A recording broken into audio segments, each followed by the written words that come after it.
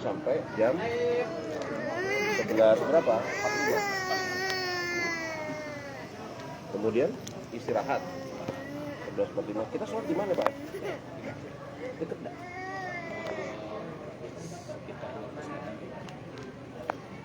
Jadi 11.45 sampai waktu apa tuh? Waktu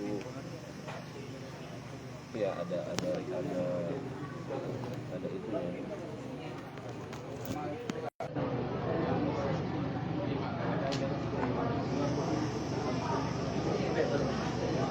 Sampai iya. Mulai lagi zuhurnya sampai jam berapa?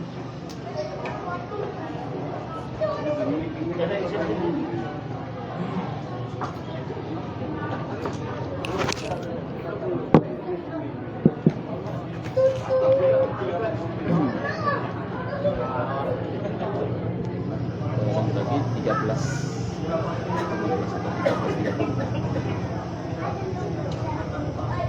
Kalau 11.45 kurang lebih satu jam setengah cukup untuk sholat istirahat. Jadi 13.15 cukup ya.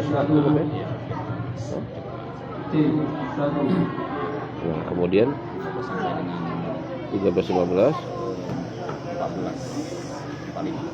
14.45. Asar jam berapa di sini? Asar 15 lebih 15 lebih 10. Ini saya nyusun jadwal itu berdasarkan waktu azan Jakarta. Jadi sampai nih 4 sampai 13.15 sampai 14.45. Ini 2 ya. Kemudian 14.45 sampai 15.30 mungkin ya. yang berikutnya. Enggak, istirahat deh. Istirahat ya. Kemudian 15.30 sampai 17.45 atau 17.30. maghrib sekarang jam 5 menit. 18.05 ya maghrib ya. 15.30 sampai 17.30. Udah gitu apa namanya? Ini kan ada tanya jawab nih. Rencananya ada tanya jawab. Tanya jawabnya ini kita bawa di sesi ketiga terakhir ini, atau kemudian mau kita bawa nanti ke seksi 6 ke 6 hari kedua.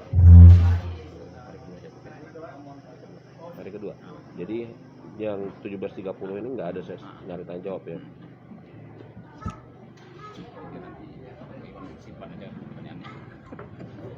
Tapi kalau misalnya mau ditulis, kumpulin kemana, panitia nggak masalah. Ya udah. Kuat. 1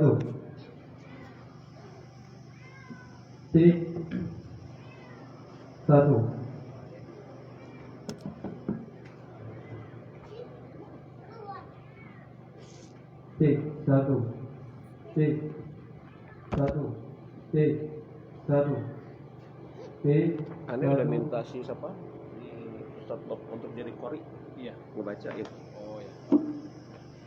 Dan dia bersedia sudah. Udah ya. Matanya tadi bacain tuh. 1 Udah gitu dia jadi korinya. Biar ada jeda juga.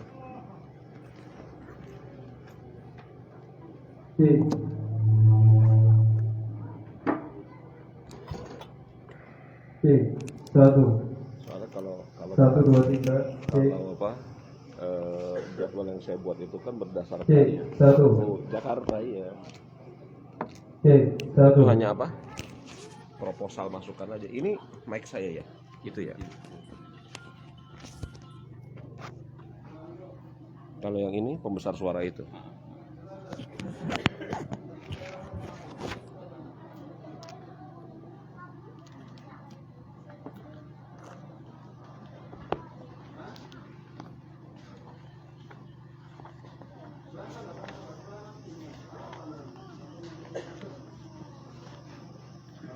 Satu setengah jam, 1 jam,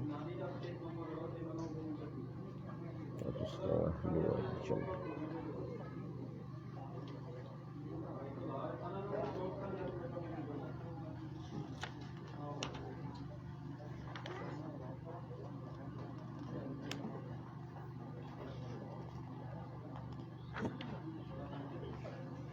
Cek 1.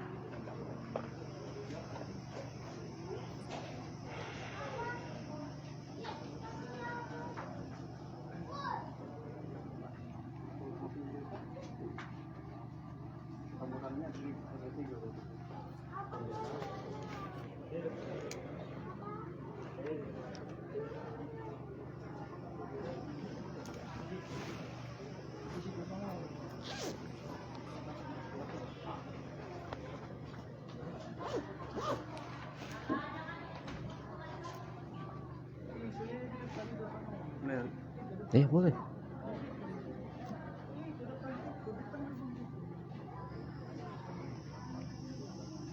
Bismillahirrahmanirrahim.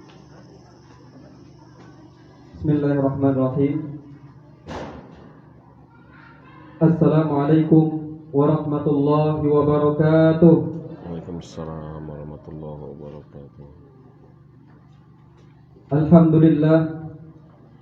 Alhamdulillahi hamdan katsiran tayyiban mubarakan fih.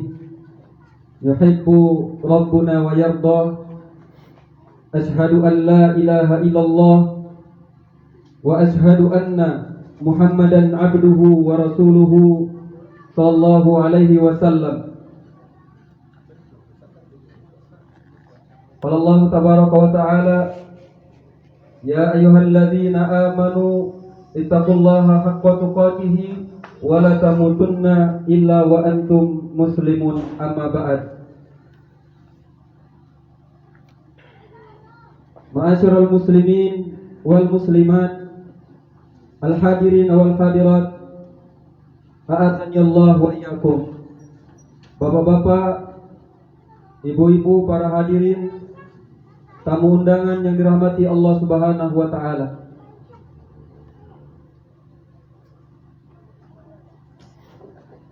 Puji syukur kita ucapkan kepada Allah Subhanahu wa taala yang telah memberikan kita kenikmatan iman, kesehatan dan kesempatan untuk dapat hadir dalam acara Majelis Ilmu Syar'i, yakni daurah yang nantinya akan kita ikuti secara bersama-sama, dan kita harapkan kita dapat mengikuti kegiatan ini sampai akhir penutup insyaallah. Amin ya rabbal alamin. Untuk kegiatan daurah pada hari ini, yaitu kegiatan pembukaan sesi yang pertama, kita akan mulai dengan susunan acara yang akan kami bacakan sebagai berikut. Yang pertama yaitu pembukaan yang nanti akan kita buka secara bersama-sama. Kemudian acara yang kedua sambutan yang nantinya sambutan yang pertama akan disampaikan. Kami mohon sambutan yaitu dari Bapak Kepala Desa Tertap. Kemudian untuk sambutan yang kedua kami mohon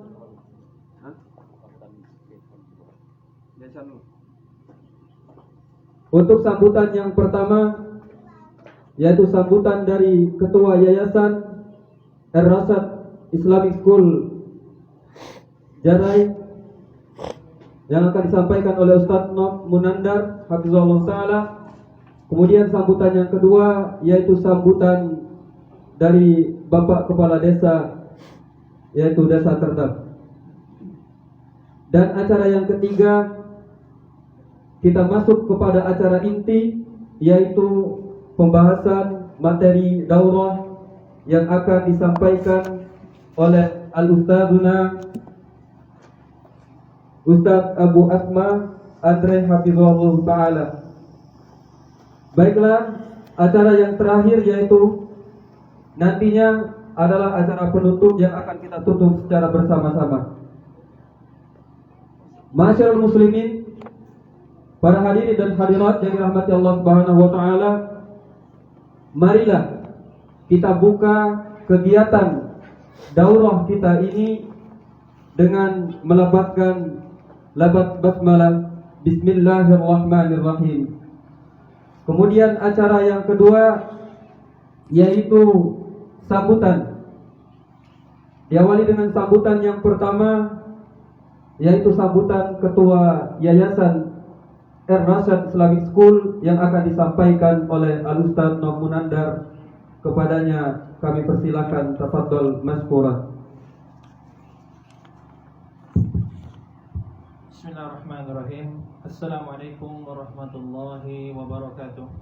Assalamualaikum. Alhamdulillahi rabbil alamin wal aqibatu lil muttaqin wa ala umurud dunya waddin.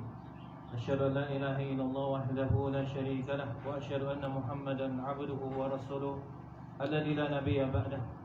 Allahumma shalli wa sallim wa barik ala nabiyyina Muhammad wa ala alihi wa sahbihi wa man tabi'ahum bi ihsanin ila yaumiddin. Wassalaman tasliman katsira. Raditu billahi rabba wa bil islam dinna wa bi Muhammadin sallallahu alaihi wasallam nabiyya. Rabbi zidna ilman warzuqna fahman, amma ba'du. Bapak-bapak, ibu-ibu, wali murid serta saudara-saudara sekalian yang sempat menghadirkan menyempatkan hadir pada hari yang berbahagia ini. Alhamdulillahirabbil alamin, segala puji bagi Allah Subhanahu wa taala, Rabbul Jalali wal Ikram, yang telah memberikan kepada kita begitu banyak nikmat. Di antara nikmat yang harus kita syukuri, yakni di mana pada pagi hari yang berbahagia ini Allah Subhanahu wa taala masih memberikan kepada kita kesempatan dan terutamanya berkumpulnya kita di pagi hari yang berbahagia ini dalam rangka belajar. Di mana alhamdulillah di hadapan kita saat ini telah datang guru kita yaitu Ustaz Andre Harahap hafizahullah taala, yang beliau ini pada dasarnya sudah pernah datang kemari itu pada tahun 2007 kalau tidak salah ya. Yaitu pernah ngisi di Aromantan dan juga di Desa Tertap ya. Kemudian pernah menyempatkan diri mengisi beberapa tahun ini, mungkin kesekian kalinya, ke-11an bahkan 20-an kalinya beliau datang ke sini dalam rangka mengajari kita semuanya. Dan tentunya hal ini satu hal yang sangat kita banggakan bagi kita, bahwasanya kita alhamdulillah pada pagi hari yang berbahagia ini bisa memberikan sambutan untuk beliau ya, dan kemudian juga teman-teman yang berada di Jara dan sekitarnya yang telah ikut andil dalam kegiatan ini. Dan tentunya ini merupakan kesempatan yang sangat bagus bagi kita untuk belajar, ya. Dan tentunya belajar ini tidak seperti belajar seperti biasanya, yang kita mungkin 2 jam selesai atau 3 jam selesai. Ini kita gunakan per sesi belajarnya. Jadi dalam 1 hari ini insya Allah kita ada 3 sesi, yang insya Allah besok mudah-mudahan bisa kita selesaikan 1 kitab ini, kitab Ushul Sunnah karya dari Imam Ahmad bin Hanbal rahimahullah ta'ala, yang berisi urgensi akidah seorang muslim yang harus dipelajari dan harus diamalkan. Dan mudah-mudahan ya dengan adanya kegiatan ini, pengajian ini atau daurah ini bisa menambah wawasan bagi kita semuanya. Dan mudah-mudahan kami juga mohon doa, ya, ini merupakan salah satu wasilah yang dimana tegaknya SD yayasan ini yang sesuai dengan namanya, yaitu kita berikan ujungnya Islamic School, ya, yang berdiri atas fondasi dari pendidikan, ya, dan terutama pendidikan diniyah, pendidikan agama Islam yang tentunya yang kita harapkan dari adanya lembaga ini. Dan mohon doa juga sekalian, insyaallah taala kedepannya insyaallah kita agendakan lagi, ya, bahwasanya kegiatan ini insyaallah tidak akan putus, dan kita agendakan apakah 6 bulan sekali, yang kedepannya kita akan diskusikan lagi kepada Ustaz. Dan mohon kiranya kepada kawan-kawan sekalian yang menyempatkan hadir, ya, pada pagi hari yang berbahagia ini, untuk diingat bahwasanya kegiatan ini tidak hanya dilaksanakan di pagi hari, namun kita akan sambung lagi nanti setelah zuhur, ya. Kemudian setelah asar 3 sesi sampai dengan pukul 6 sore, ya, atau pada saat waktu maghrib.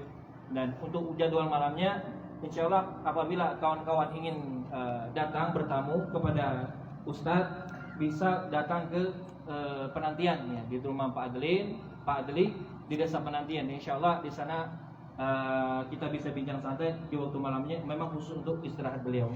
Dan mudah-mudahan kita berharap kepada Allah Subhanahu wa taala dengan melalui pertemuan ini, ya, bisa menambah wawasan kita terhadap agama kita sendiri, sehingga termotivasi bagi kita untuk terus belajar, ya. Karena wajib bagi seorang muslim untuk terus belajar, dan mencukupkan hanya di sekolah ataupun di pengajian-pengajian belaka, sehingga mengenal Islam tidak hanya kulitnya, akan tetapi di dalamnya juga kita kenali. Mungkin ini saja yang bisa sampaikan. Mudah-mudahan bisa memberikan manfaat bagi kita semua, ya, yang khususnya ada di Jarai maupun yang ada di Pagar Alam. Aku qouli hadza wa lidawan alhamdulillahirabbil alamin. Assalamualaikum warahmatullahi wabarakatuh. Wabarakatuh jami'an. Assalamualaikum warahmatullahi wabarakatuh. Itulah tadi sambutan dari Ketua Yayasan Ar-Rasyad pada Ustaz Nob Munandar. Saya mengucapkan jazakallahu khairan jazaa. Untuk sambutan yang kedua, yaitu sambutan dari Bapak Kepala Desa Terdak kepada Bapak yang terhormat Bapak Tanhar, kami persilakan tafadhol mashkuran.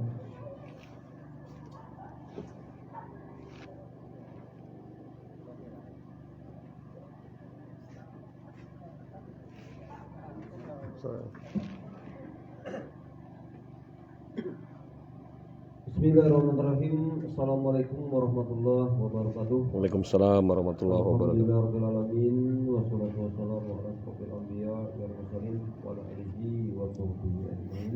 Amma ba'du. Yang saya hormati Bapak Ustaz Abdul Azma Andri yang sempat hadir pada pagi hari ini, dan yang saya hormati Yayasan pendapat kami Bapak Mandar, dan yang saya hormati pada Ibu yang pendiri Yayasan Rasad yang hadir pada siang hari ini, dan seluruh Isret yang juga hadir pada siang hari ini yang berterima. Pertama, mari kita sama-sama mengucapkan rasa puji syukur kepada Allah Subhanahu wa taala, di mana pada pagi hari ini kita semua masih punya kesempatan, juga kita semua dapat hadir ataupun berkumpul, yaitu di Yayasan Ramsat pada siang hari ini, dan kita kurang satunya alhamdulillah. Kemudian atas nama pemerintah Desa Kertap mengucapkan terima kasih kepada kami telah diundang, dan alhamdulillah kami dapat undangan pada hari ini.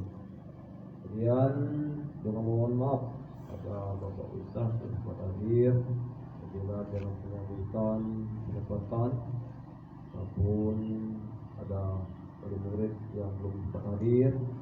Namun inilah yang bisa kami berikan fasilitas pada pagi hari ini, Pak Ustaz. Dan daripada itu, adapun kegiatan pada hari ini tadinya yaitu kegiatan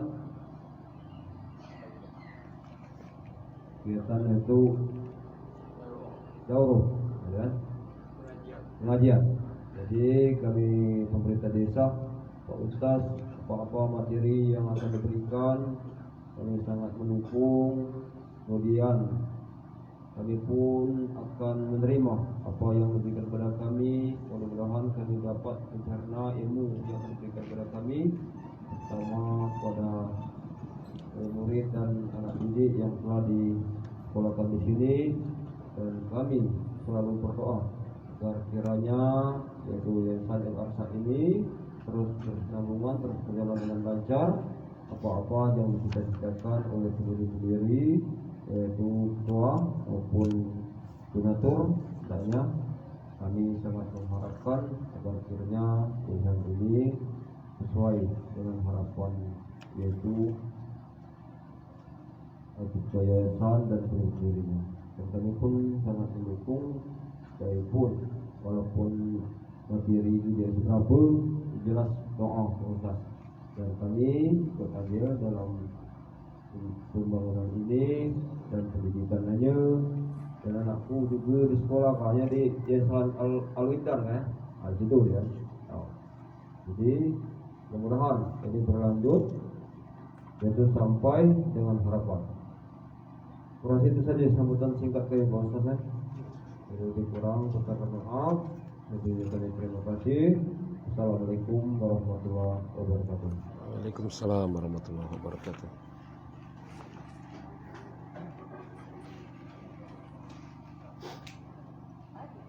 Demikianlah sambutan dari Bapak Kepala Desa.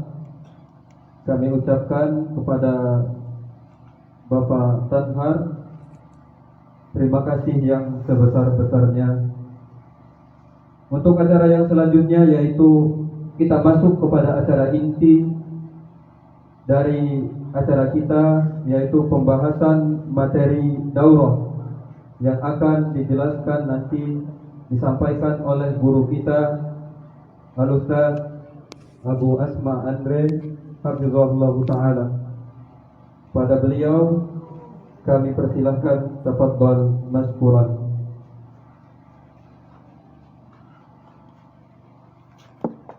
Ini nyala juga? Hah? Nyala juga enggak? Iya, nyalain.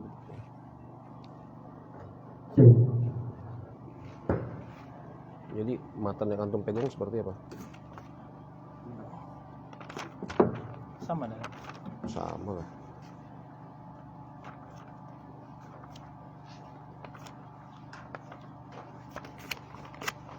Ntar insyaallah.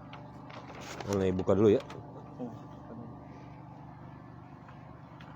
Terjemahnya ada enggak? Dia punya antum aja. Ini.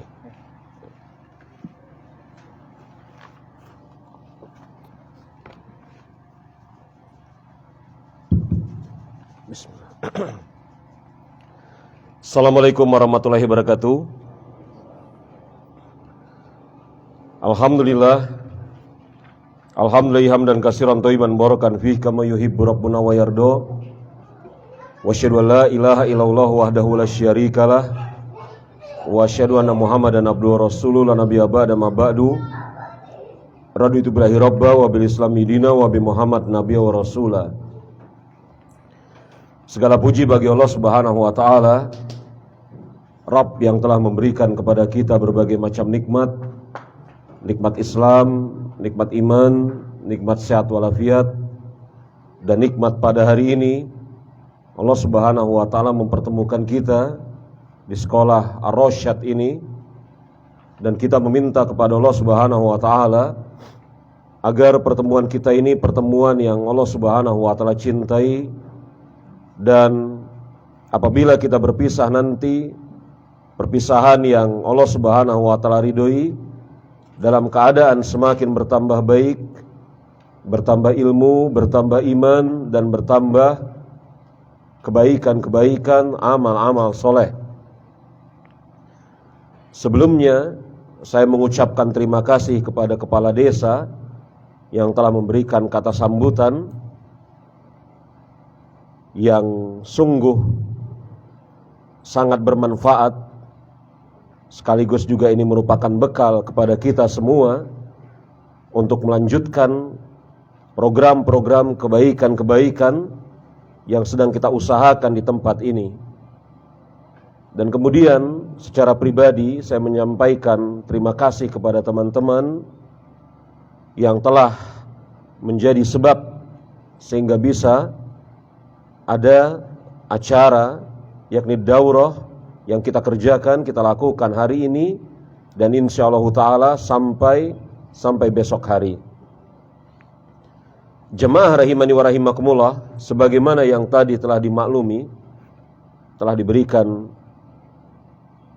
pendahuluan bahwasanya pada hari ini mulai jam 10 insyaallah sampai nanti menjelang maghrib, dan esok hari pun pada waktu yang sama kita akan menjelaskan secara ringkas buku Ushul Sunnah, pokok-pokok akidah Ahlus Sunnah wal Jamaah, yang disusun oleh Imam Ahmad rahimahullahu ta'ala. Pokok-pokok akidah Ahlus Sunnah wal Jamaah yang disusun oleh Imam Ahmad rahimahullahu ta'ala, seorang imam dari kalangan Ahlus Sunnah wal Jamaah, salah seorang imam mazhab yang masyhur, yang lahir tahun 164 Hijriah dan wafat tahun 241 Hijriah. Dan beliau, Imam Ahmad, termaksud salah seorang di antara murid terbaiknya Imam Syafi'i rahimahullahu ta'ala. Pembahasan pokok-pokok akidah Ahlussunnah ini sangat kita perlukan, ditinjau dari sisi untuk menjadikan kita ini sebagai seorang muslim yang benar-benar sebagai seorang muslim yang memiliki akidah yang benar, akidah yang dijelaskan, akidah yang berdasarkan, berlandaskan Al-Quran dan As-Sunnah, sunnah Nabi kita Nabi Muhammad alaihi salatu wassalam. Belum lagi ya, apabila kita lihat bahwasanya fenomena seorang muslim atau kaum muslimin pada hari ini, sebagian di antara mereka tidak mengerti akidah yang benar. Sebagian di antara mereka tidak mengerti akidah yang benar. Bagaimana sikap seorang muslim terhadap qada dan qadar Allah Subhanahu wa taala, takdir. Bagaimana sikap seorang muslim terhadap para sahabat Rasulullah dan yang lainnya. Pokok-pokok yang mendasar dari akidah seorang muslim yang seharusnya diketahui oleh seluruh muslim. Kita tidak mengatakan bahwasanya Ushul Sunnah, buku yang disusun oleh Imam Ahmad ini, telah mencakup seluruh akidah Ahlussunnah wal Jamaah. Tetapi pokok-pokok penting dari akidah Ahlussunnah wal Jamaah telah disebutkan oleh Imam Ahmad rahimahullahu ta'ala secara mencukupi. Kemudian para ulama berkhidmat dengan cara menjelaskan buku ini, mensyarah buku ini dengan banyak sekali syarah, dengan banyak sekali penjelasan yang sungguh penuh bermanfaat. Dan pada kesempatan hari ini serta esok hari, saya akan berusaha untuk kemudian menjelaskan pokok-pokok akidah Ahlussunnah wal Jamaah yang disebutkan oleh Imam Ahmad rahimahullahu ta'ala, dan saya akan berusaha untuk kemudian merangkum penjelasan para ulama dari kitab-kitab mereka. Sebelumnya saya akan membicarakan atau berbicara tentang Imam Ahmad rahimahullahu ta'ala. Siapa beliau? Imam Ahmad, beliau namanya adalah Ahmad bin Muhammad bin Hambal Abu Abdillah. Beliau lahir pada bulan Rabiul Awal tahun 164 Hijriah. Beliau lahir hidup di masa kemudian banyak sekali ulama hidup sezaman dengan beliau. Di antaranya Imam Malik, Imam Abdullah ibnu Mubarak, Imam Waras al-Mukri, salah seorang imam ahli qiraah yang bernama Imam Al-Waras, Imam Asy-Syafi'i, Imam Sufyan ibnu Uyainah, dan banyak sekali ulama yang hidup sezaman dengan beliau. Banyak sekali ulama yang hidup sezaman dengan beliau. Keadaan di mana para ulama banyak hidup sezaman dengan beliau tidak beliau sia-siakan. Setelah kemudian beliau, yakni Imam Ahmad, berhasil menghafal Al-Quranul Karim, maka pada usia kurang lebih 15 tahun beliau mulai belajar. Imam Ahmad rahimahullahu ta'ala hafal Al-Quranul Karim di sekitar usia 14 tahun. Pada kebanyakan yang ada pada salafus soleh, maka mereka biasanya akan menghafal Al-Quranul Karim terlebih dahulu secara lengkap. Setelah kemudian mereka menghafal Al-Quranul Karim secara lengkap, baru mereka melakukan rihlah, yakni pergi, belajar, bepergian untuk menuntut ilmu. Dan Imam Ahmad mulai kemudian belajar pada usia 15 tahun. Beliau mulai belajar pada usia 15 tahun. 25 tahun kemudian beliau habiskan dengan belajar kepada para ulama di berbagai macam tempat, mulai dari kotanya sampai Mekkah, sampai Madinah.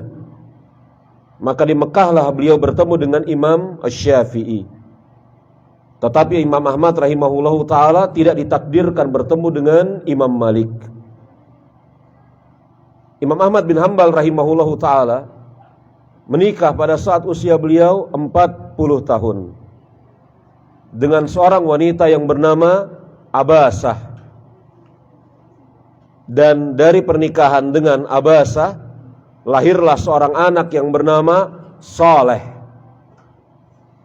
Abasah meninggal, wafat.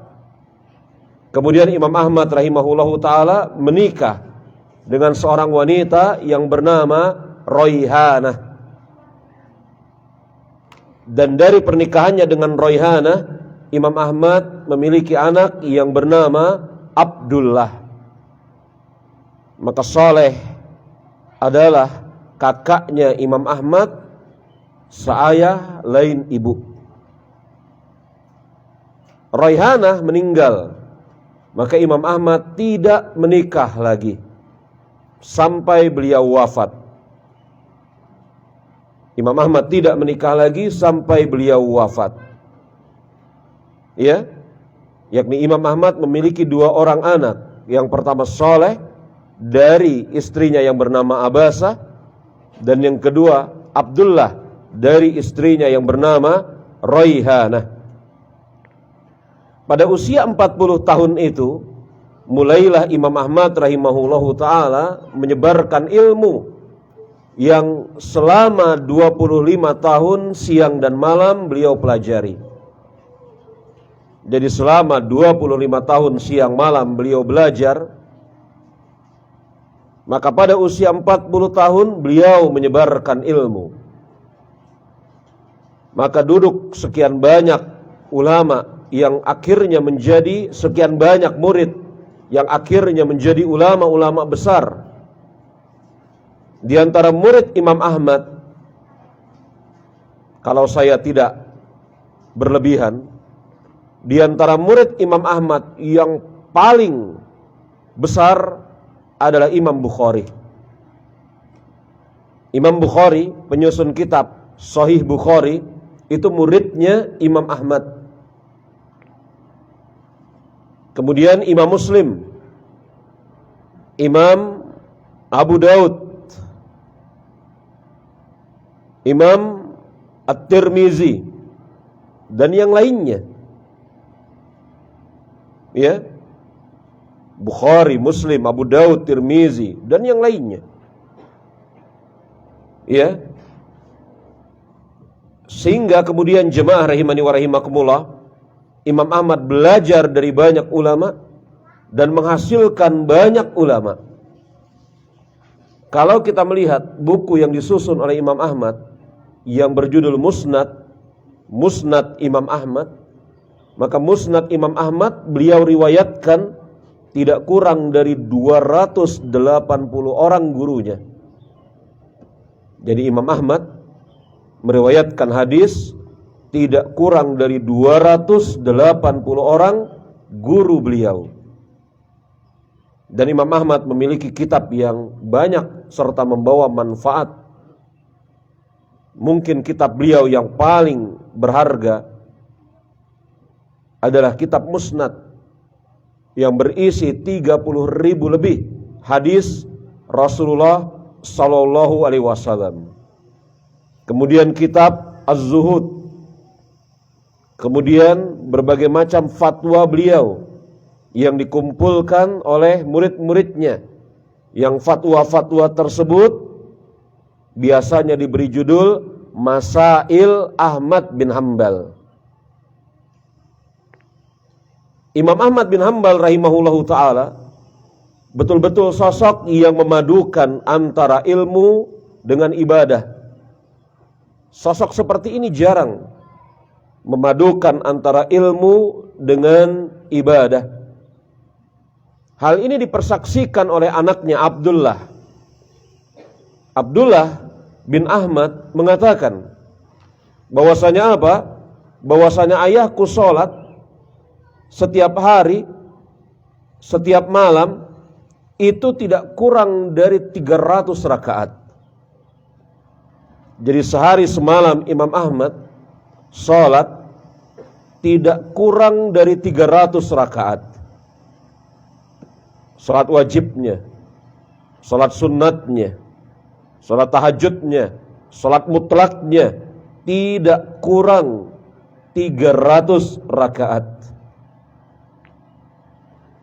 Ketika Imam Ahmad, yakni bapakku ini, telah beranjak tua, maka beliau keadaan tubuhnya melemah dan hanya sanggup sholat sehari semalam 150 rakaat.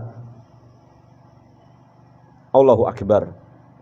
Lemahnya Imam Ahmad di dalam masalah ibadah masih lebih hebat daripada kuatnya kita. Dalam keadaan sakit, Imam Ahmad bin Hanbal masih sanggup sholat 150 rakaat sehari semalam. Ini persaksian anaknya sendiri.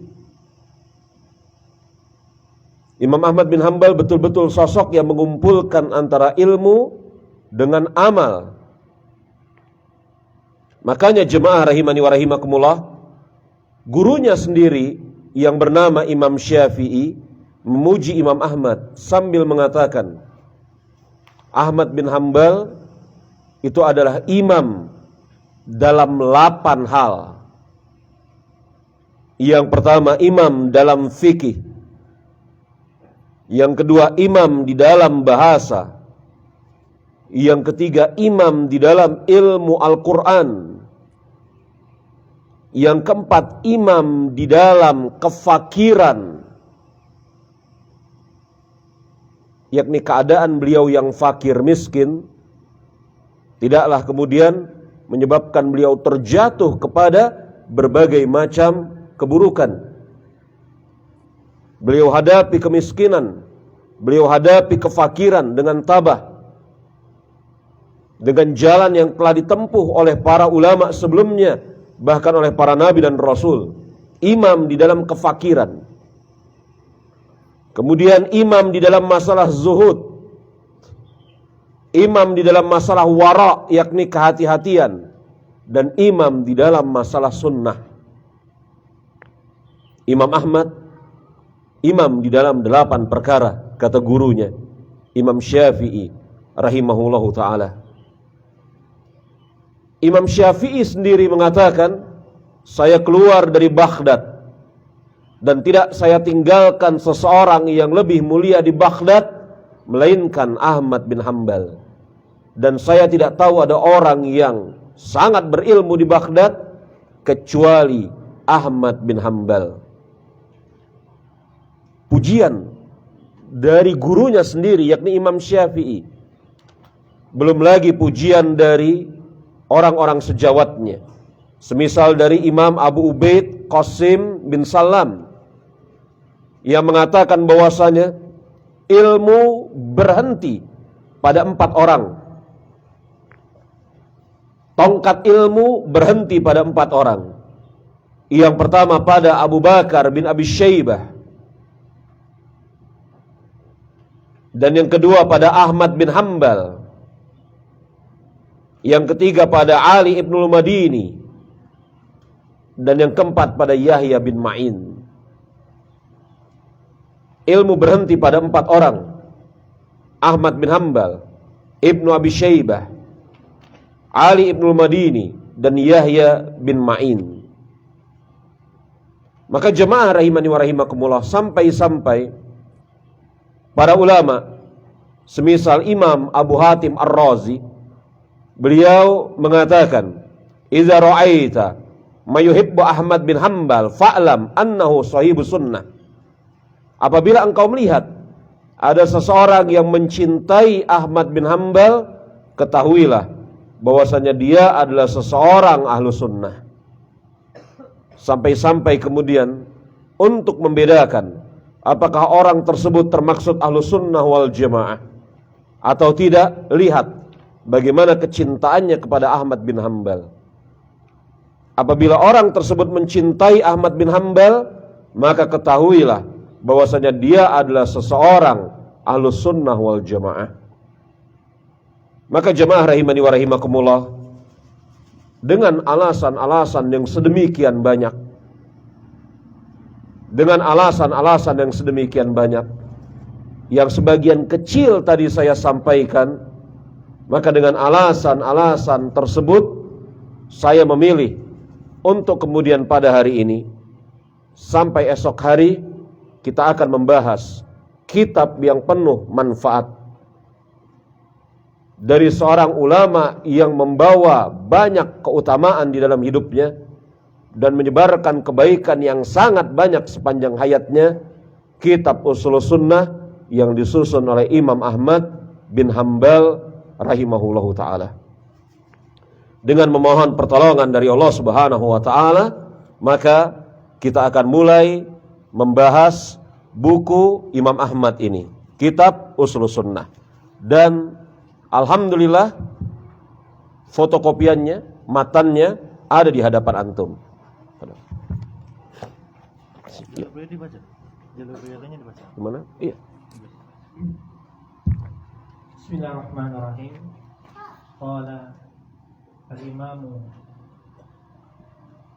Al-Laqi rahimahullah ta'ala, akhbarana Ali ibn Muhammad ibn Abdullah as-Sukari qala hadatsana Utsman ibn Ahmad ibn as-Sam'ak qala hadatsani Abu Muhammad ibn Hasan ibn Abdul Wahhab ibn Abi ibn Abdul Anbari qira'atan alaihi min kitabihi fi syahr Rabi'il Awwal min sanati 93 wa 200.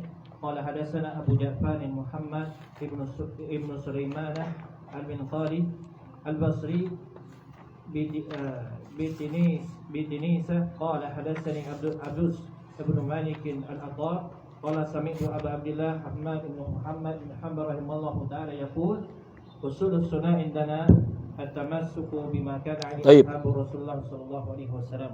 Apa yang dibaca tadi adalah sanad periwayatan kitab ini. Jadi pada zaman dahulu kala, kitab, tulisan itu diriwayatkan dari satu orang ke orang yang lain. Jadi tulisan, ya, pada zaman dahulu kala itu diriwayatkan dari satu orang ke orang yang lain. Dari orang yang satu kepada orang yang lain. Kemudian diriwayatkan lagi terus. Makanya apa yang dibacakan tadi adalah jalur periwayatan kitab usul sunnah, ya, dari yang menulis kitab usul sunnah ini kepada Imam Ahmad bin Hanbal rahimahullahu ta'ala. Ini kalau di dalam tradisi keilmuan para ulama, ini biasa dikenal sebagai majelis riwayah. Dan majelis riwayah ini perlu pada zaman dahulu kala, pun manfaatnya tidak berkurang pada zaman ini. Di antara hal yang menunjukkan bahwasanya majelis riwayat itu perlu bukan hanya sebagai usaha untuk melestarikan adat, kebiasaan para ulama salafus soleh, akan tetapi juga untuk menyelaraskan antara yang tertulis dengan yang dihafal dengan kuat oleh para ulama. Karena kita sama-sama mengetahui jemaah rahimani wa rahimakumullah, terkadang yang namanya tulisan itu bisa berubah. Apalagi tulisan Arab.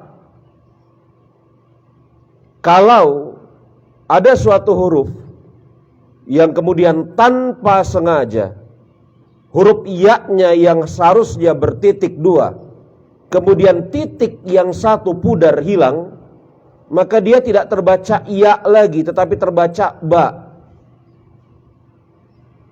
Dan ini artinya bisa berbeda 180 derajat. Hub jadi hai, yang satu cinta, yang kedua hidup. Hub cinta dengan ba, kalau hai hidup dengan ya. Tulisan-tulisan yang ada di buku, termaksud alat-alat cetak, itu tidak selamat. Ada saja kemungkinan kemudian hurufnya kurang atau tanda bacanya keliru. Maka jemaah rahimani wa rahimakumullah, fungsi dari majelis riwayat adalah untuk apa? Untuk mencocokkan apa yang tertulis dengan apa yang dihafal oleh para ulama. Karena jemaah rahimani wa rahimakumullah, para ulama mereka memiliki kebiasaan untuk menghafal.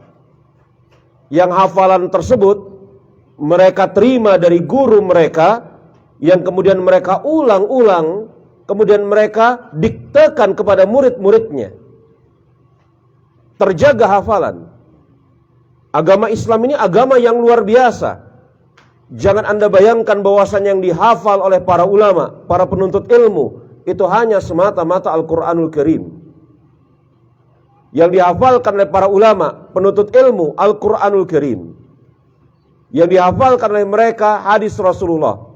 Yang dihafalkan oleh mereka tulisan-tulisan ulama-ulama yang betul-betul membawa manfaat. Mereka dengar dari guru mereka. Mereka hafalkan. Mereka ulang-ulang hafalan tersebut. Nanti ketika pada saatnya mereka menjadi guru, mereka diktekan kepada murid-murid mereka. Dan terus tongkat estafet tersebut berlanjut. Makanya jemaah, kekuatan umat Islam di dalam masalah ilmu, transfer ilmu, perpindahan ilmu dari satu titik ke titik yang lain, itu didukung dengan 2 hal, kata para ulama. Yang pertama, dengan sebab tulisan, Yang kedua dengan sebab hafalan.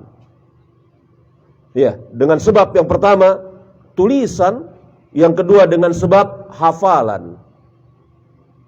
Ya. Hizbul kitab, kekuatan tulisan, wa hizbul sadar, kekuatan hafalan. Nah ini. Kemudian ada hal-hal yang menarik di dalam sanad riwayat kitab ini. Banyak yang bisa kita bicarakan. Tetapi saya akan menukil satu saja dari riwayat yang menarik di dalam sanad ini. Kalau Anda baca qala Utsman bin Ahmad bin Sammak, ketemu di situ ya, Utsman bin Ahmad bin Sammak. Sammak itu adalah laqab, nisbat kepada dia, yang artinya tukang kulit. Sammak itu tukang kulit. Bisa maknanya dua, dia tukang penjual kulit, atau kemudian dia tukang menyamak kulit. Kita tahu bahwasanya kulit binatang apabila telah dilepaskan dari dagingnya untuk dipergunakan harus disamak, dikeringkan, dikelantang supaya kemudian bisa kering, yang dengan sebab itu menjadi awet. Apa di sini namanya? Samak ya? Apa namanya? Kalau kulit kemudian dikeringkan, dikelantang apa? Dijemur. Samak ya? Samak. Iya, seperti. Hah? Dibikin jadi gulang. Ya pokoknya begitu. Ya. Maklum, apa yang saya inginkan insya Allah antum maklum. Nah, as-samak artinya beliau adalah apa? Seseorang yang dinisbatkan kepada urusan kulit, entah tukang jual beli kulit, entah tukang menyamak kulit, ataupun apapun. Ini menunjukkan kepada kita, ulama salafus soleh, selain mereka kemudian menyibukkan diri dengan ilmu, pun mereka memiliki profesi, memiliki pekerjaan. Iya. Dan ini banyak sekali para ulama yang bernisbat dengan nisbat-nisbat pekerjaan mereka. Contohnya As-Sam'ani. Sam'an itu tukang minyak, mentega, keju. Jadi dia memang tukang minyak. Al-Maqburi, ini seorang ulama, Hisyam bin Dustuwai Al-Maqburi, tukang gali kubur. Dia mendapatkan rezeki kalau kemudian ada orang yang mati, yakni tukang gali kubur. Ada orang yang namanya, yakni bukan nama, nisbat, Al-Lalakai, tukang tambal sepatu.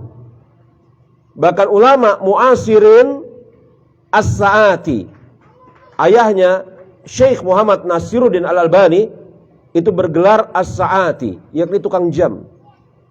Ini menunjukkan kepada kita para ulama, selain mereka menyibukkan diri dengan ilmu, mereka juga mencari nafkah. Karena memang seperti itulah seharusnya seorang muslim. Memadukan antara dua hal tersebut dalam proporsi yang benar. Jangan tersibukkan dengan ilmu sehingga kemudian menjadi peminta-minta, atau jangan menyibukkan dengan dunia sehingga kemudian lupa akan syariat agama Allah Subhanahu wa taala. Tetapi sibukkan diri dengan ilmu dan mempelajari agama Islam serta melakukan amalia usaha sekadar untuk bekal kehidupan. Dan kehidupan tidak lama, 50-60 tahun. Maka berusaha untuk kehidupan, ya untuk 50-60 tahun itu, bukan untuk selama-lamanya. Ini hal yang sangat menarik sekali dari apa? Dari sanad riwayat usul sunnah ini. Utsman bin Ahmad bin Sammak. Baik. Langsung ke ini. Iya, usul sunnah indana. قال sami'tu Aba Abdullah Ahmad Muhammad bin Hanbal rahimahullahu ta'ala yaqul usul sunnati indana tamassuku bima kana ali ashabu Rasulillah sallallahu alaihi wasallam. Baca terjemahannya enggak? Berkata Imam Ahmad Imam Sami'tu Abu Abdullah berkata Abu Abdullah Ahmad bin Muhammad bin Hanbal rahimahullah ta'ala, semoga Allah merahmatinya, pokok-pokok sunnah pada kami adalah tamassuku bima kana ali ashabu Rasulullah sallallahu alaihi wasallam, berpegang teguh kepada jalan hidupnya para sahabat Rasulullah sallallahu alaihi wasallam. Taib, Imam Ahmad mengatakan pokok-pokok sunnah di sisi kami, yakni pokok-pokok sunnah. Makna sunnah di sini adalah keyakinan, akidah, bukan sunnah secara makna fikih. Karena lafadz sunnah, maka dia bisa bermakna secara fikih, bisa bermakna secara hadis. Kalau sunnah secara fikih maklum, yakni sesuatu yang dikerjakan akan mendapatkan ganjaran, apabila ditinggalkan tidak mengapa. Atau sebagian ulama mendefinisikan sunnah secara fikih, suatu perbuatan yang diperintahkan untuk dikerjakan, akan tetapi bukan perintah dalam bentuk kewajiban, melainkan perintah dalam bentuk anjuran. Definisi yang pertama, sunnah dikerjakan mendapat pahala, ditinggalkan tidak mengapa. Ini definisi sunnah yang ma'ruf di sisi para ulama ahli fikih, usul fikih. Ya.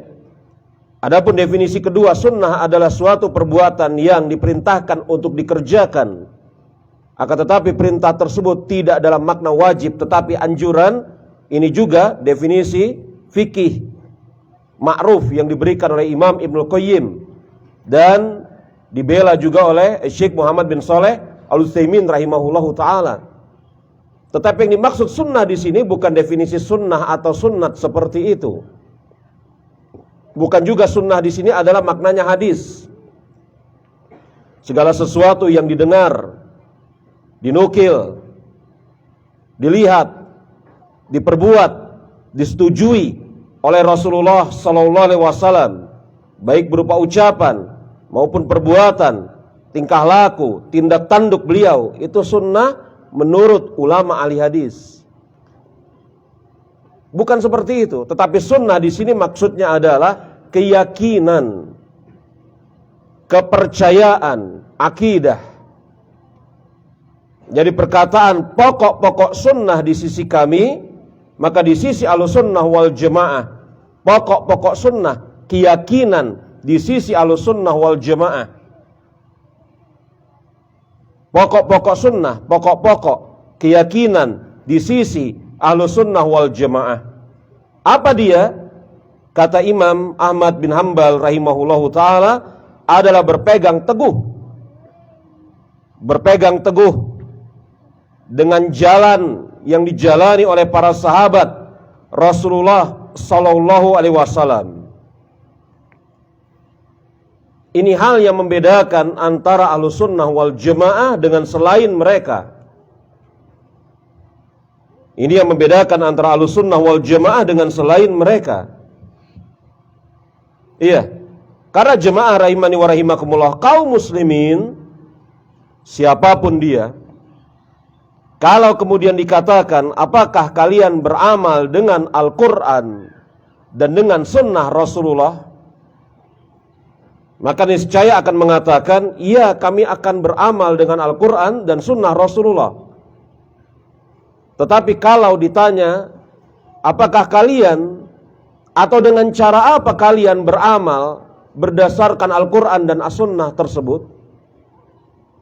Karena Al-Quran dan As-Sunnah, selain kemudian dia merupakan wahyu, pun di dalam penerapannya memerlukan bimbingan. Al-Quran dan As-Sunnah, selain dia merupakan wahyu, tetapi di dalam penerapannya memerlukan bimbingan, memerlukan petunjuk, penjelasan. ada hal-hal yang terang benderang dari Al-Quran maupun As-Sunnah. Tetapi ada hal-hal yang kemudian memerlukan penjelasan lebih lanjut. Contoh sederhana, ketika kemudian Allah Subhanahu wa ta'ala berfirman, aqimus sholat, tegakkan sholat. Maka apa yang dimaksud tegakkan sholat? Lalu apa maksud dari kata-kata sholat itu sendiri? Maka datang penjelasan aqimus sholat, yakni yang dimaksud aqimus sholat adalah mengerjakan sholat, bukan berdiri tegak sebagaimana makna dari lafaz dirikan. Lalu apa makna sholat? Sholat maknanya adalah perbuatan yang dimulai dengan takbir, diakhiri dengan salam, dengan gerakan-gerakan tertentu, dengan tujuan untuk mendekatkan diri kepada Allah Subhanahu wa ta'ala. Itu yang namanya sholat. Maka tidak benar apabila seseorang kemudian memahami sholat dengan doa atau ingat. Karena lafaz sholat telah dijelaskan dalam syariat, telah diberikan kemudian penjelasan, petunjuk dari sisi para salafus soleh bahwasanya sholat seperti ini. Maka syariat Islam selain kemudian bersumber dari Al-Quran dan As-Sunnah, maka ada hal yang kemudian harus diperhatikan, yakni Al-Quran dan As-Sunnah tersebut ala fahmi man, di atas pemahaman siapa. Karena Al-Quran dan As-Sunnah bisa dipahami dengan beraneka ragam pemahaman.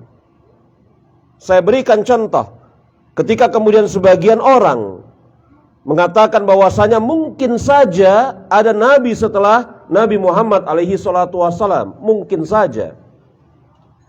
Karena Allah Subhanahu wa ta'ala tidak menutup pintu kenabian kerasulan. Kok bisa seperti itu? Bukankah Allah Subhanahu wa ta'ala mengatakan bahwasanya Nabi Muhammad alaihi salatu wassalam adalah khatamun nabiyyin? Mereka, orang-orang yang seperti ini mengatakan khatam maknanya bukan khatam, penutup. Tetapi khatam maknanya adalah cincin, pengikat, hiasan. Dan secara makna bahasa memang betul cincin, hiasan, khatam. Tetapi apakah yang dimaksud khatamun nabiyyin dalam ayat itu seperti itu maknanya? Lalu apakah makna khatamun nabiyyin adalah nabi dan rasul yang terakhir? Maka di sini kita memerlukan adanya petunjuk bimbingan, penjelasan dari orang-orang yang langsung memperhatikan, mempraktekkan bagaimana Rasulullah SAW beribadah, bagaimana Rasulullah bertauhid, bagaimana Rasulullah menjalankan muamalah, bagaimana Rasulullah berjihad, bagaimana Rasulullah berdagang, bagaimana Rasulullah mendidik umat, bagaimana beliau berhadapan dengan keluarganya, dan perbuatan Rasulullah diperhatikan, dicermati oleh para sahabat. Sahabat kemudian menyampaikan kepada orang-orang berikutnya. Terus estafet itu sampai hari ini. Maka Al-Quran dan As-Sunnah sangat berhajat kepada keterangan para sahabat. Karena sahabat adalah orang yang langsung menyaksikan Rasulullah Sallallahu Alaihi Wasallam. Maka jemaah rahimani wa rahimakumullah, kata Imam Ahmad, pokok-pokok sunnah di sisi kami adalah berpegang teguh, berpegang teguh dengan apa yang dijalani oleh sahabat-sahabat Rasulullah Sallallahu Alaihi Wasallam. Karena apa? Karena yang pertama, Allah Subhanahu wa ta'ala telah mensifatkan mereka sebagai sebaik-baik umat. Kuntum khaira ummah. Mereka adalah sebaik-baik umat. Ketika ayat ini turun, kuntum khaira ummah, kalian adalah sebaik-baik umat, maka tidak ada umat pada saat itu kecuali sahabat. Maka kalau kemudian generasi belakangan ingin mendapatkan yakni gelar sebagai sebaik-baik umat, maka ikuti jejak sahabat. Belum lagi Rasul mengatakan di hadapan para sahabat, apa kata beliau? Lan tajtami hazihil ummati ala dolalah. Tidak akan bersatu umat ini di atas kesesatan. Tidak akan bersatu umat ini di atas kesesatan. Ketika Rasul mengatakan tidak akan bersatu umat ini di atas kesesatan, maka tidak ada umat pada saat itu kecuali para sahabat. Maka ini menunjukkan kepada kita, para sahabat telah mendapatkan rekomendasi dari Allah Subhanahu wa taala, dari Nabi kita Nabi Muhammad alaihi salatu wasalam, sebaik-baik generasi pada zamanku. Kemudian setelahnya. Ketika Nabi kita Nabi Muhammad alaihi salatu wasalam mengatakan, "Sataftirqa hazil ummati ala salasin wa sab'ina firqah." Akan berpecah umatku ini menjadi 73 kelompok. Kemudian Rasul mengatakan, "Kulluha finnar ila wahidah." Semuanya terancam dengan neraka kecuali satu. Ada sahabat yang bertanya, siapa yang satu tersebut ya Rasulullah? Rasul mengatakan, "Ma'ana alaihi yaum wa ashabi." Umat Islam akan berpecah menjadi 73 kelompok. Semuanya terancam dengan neraka kecuali satu. Dan ada yang bertanya kepada Rasulullah, siapa yang satu itu? Maka Rasul mengatakan, "Ma'ana alaihi yaum wa ashabi." Apa yang aku dan para sahabatku berada di atasnya. Maka jalan keselamatan adalah jalan yang telah ditempuh oleh para sahabat Rasulullah di dalam memahami Al-Quran dan As-Sunnah. Berpegang teguh dengan apa yang ada di mereka. Baik.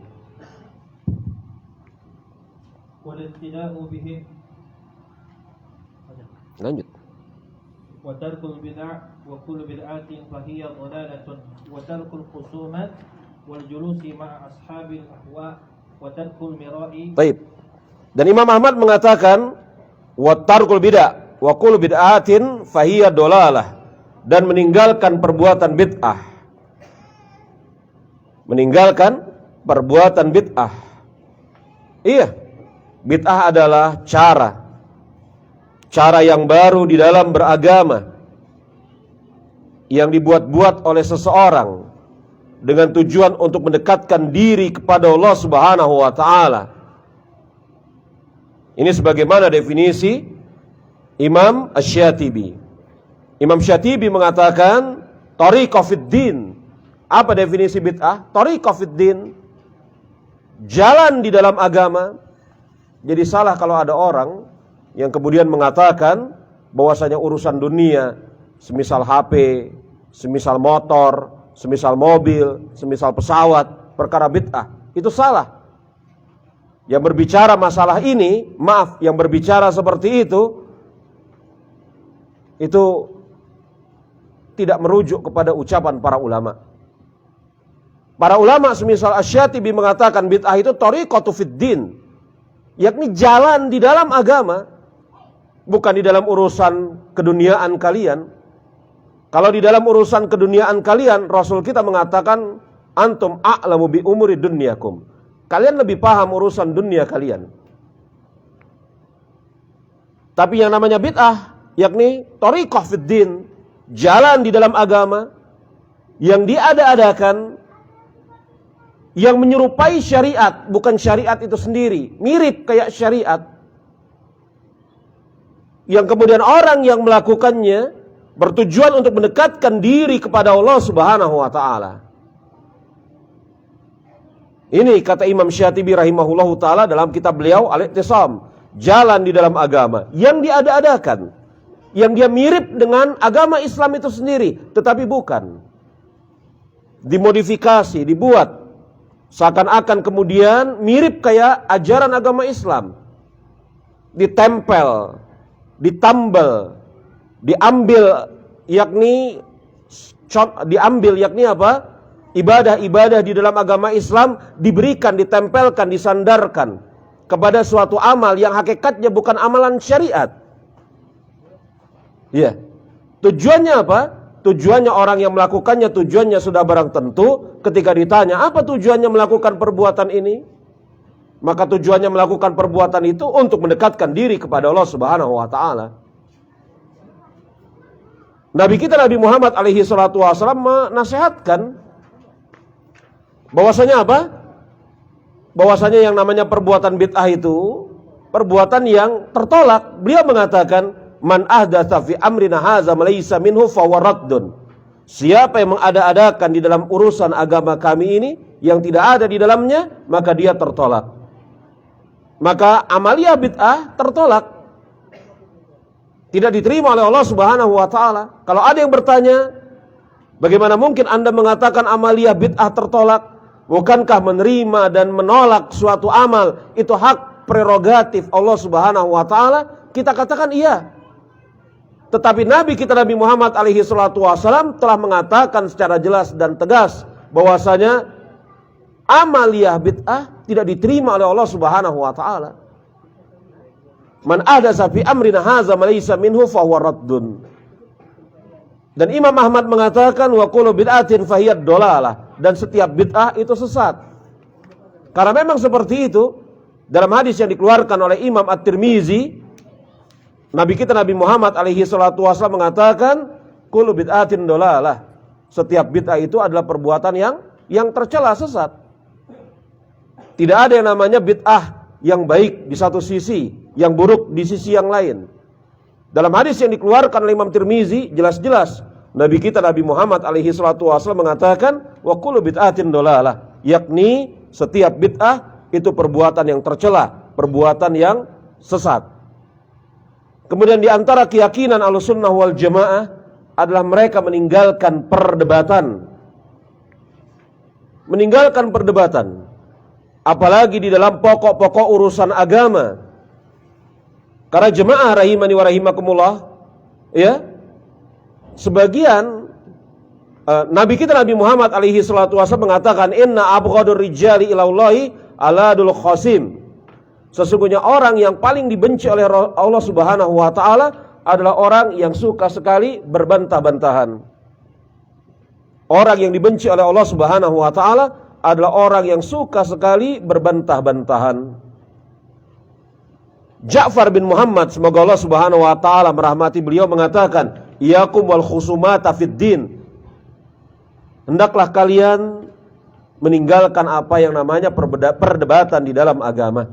Fa innama tazghul al-qalb wa tu'thirul nifaq.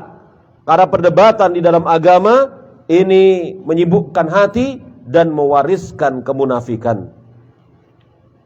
Datang seseorang kepada Imam Malik, "Imam, Anda memiliki suatu keyakinan, betul? Dan saya memiliki keyakinan yang lain. Lalu, mari kita kemudian berdebat.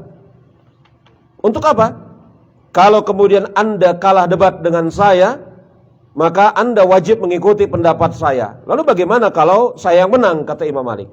Kalau Anda yang menang, saya akan mengikuti pendapatmu. Lalu bagaimana kalau datang orang ketiga mendebat kita berdua dan dia yang menang? Maka kita akan mengikuti pendapat dia. Lalu kalau kita yang menang, dia mengikuti pendapat kita. Kalau datang orang keempat, kata Imam Malik, "Pergi engkau. Sesungguhnya saya meyakini akidah saya, dan silahkan engkau cari orang yang sama bingungnya dengan dirimu." Kata Imam Malik rahimahullahu ta'ala, siapa yang menjadikan agama ini sebagai suatu ajang perdebatan, maka dia akan senantiasa berpindah-pindah pendapat. Ini antum berhati-hati ikhwan, jangan terjebak sama perdebatan. Kadang-kadang perdebatan tersebut perdebatan yang kemudian hampir tidak membawa manfaat, menyibukkan diri.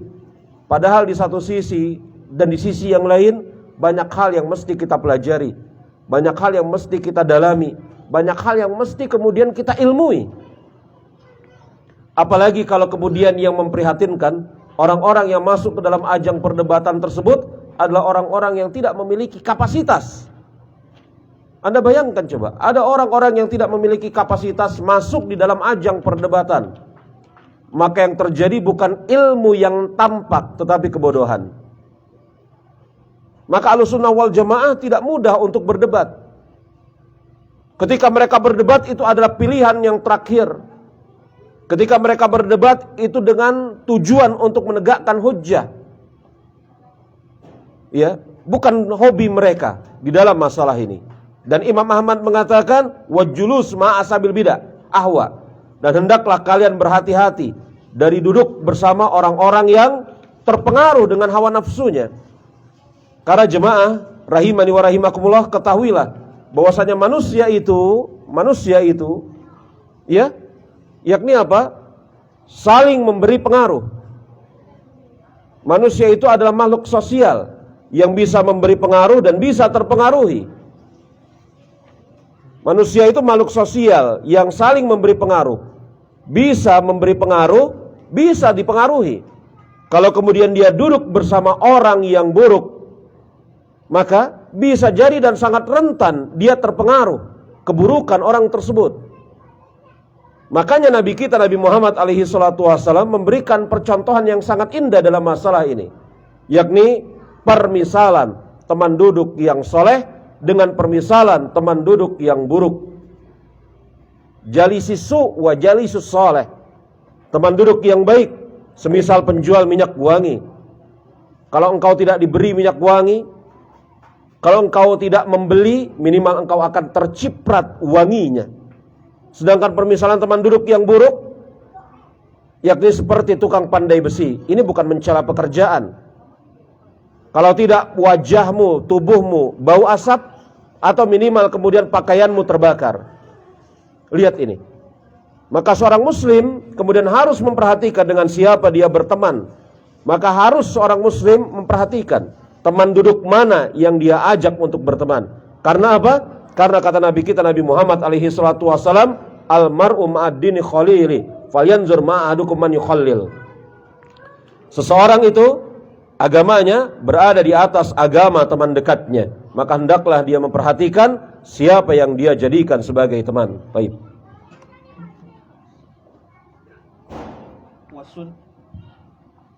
Wasunnatu indana asar Rasulullah sallallahu alaihi wasallam, dan sunnah di sisi kami adalah asar-asar Rasulullah sallallahu alaihi wasallam. Ini antum udah baca? Ya. Wasunnah tafsirul Quran? Belum kayaknya. Tarku husumatu. Watarkul mira'i. Watarkul mira'i wal jidal wal khusumati fid din. Wasunnatu indana asaru Rasulillah sallallahu alaihi wasallam. Baik, lanjut. Wasunnatu tufassirul Quran. Baik. Kemudian kata Imam Ahmad bin Hanbal, baca terjemahan. Baca terjemahannya. Berkata Imam Ahmad bin Hanbal, meninggalkan perdebatan dan adu argumentasi serta pertikaian dalam urusan agama. As-sunnah menurut kami adalah asar-asar Rasulullah SAW, dan as-sunnah adalah penjelas Al-Quran, yakni petunjuk-petunjuk di dalam Al-Quran Karim. Baik. As-sunnah, kata Imam Ahmad bin Hanbal, adalah penafsir Al-Quran. As-sunnah adalah penafsir Al-Quran. Jemaah rahimani wa rahimakumullah, kedudukan as-sunnah di hadapan Al-Quranul Karim, kedudukan as-sunnah di hadapan Al-Quranul Karim, ya, itu ada 4. Kedudukan as-sunnah di hadapan Al-Quranul Karim itu ada 4. Yang pertama, mempertegas suatu hukum. Mempertegas suatu hukum.